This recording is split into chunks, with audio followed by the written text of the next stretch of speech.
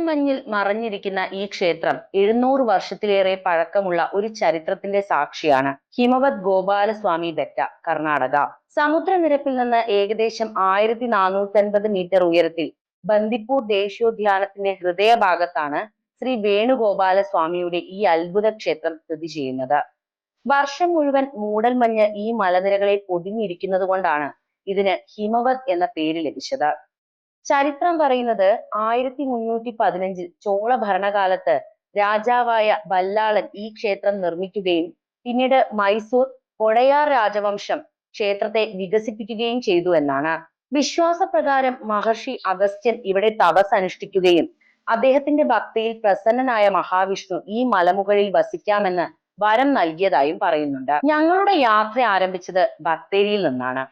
കാടുകളും വളവുകളും കടന്ന് ബന്ദിപ്പൂരിന്റെ വനസൗന്ദര്യം ആസ്വദിച്ച് മുകളിലേക്ക് കയറുമ്പോൾ ഓരോ നിമിഷവും പ്രകൃതി നമ്മെ വിസ്മയിപ്പിക്കുകയായിരുന്നു.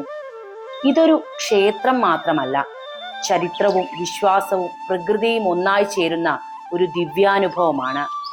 മൂടൽമഞ്ഞിൽ മറഞ്ഞിരിക്കുന്ന ഈ കൃഷ്ണഭൂമിയിലേക്ക് നിങ്ങൾ ഒരിക്കലെങ്കിലും യാത്ര ചെയ്യണം.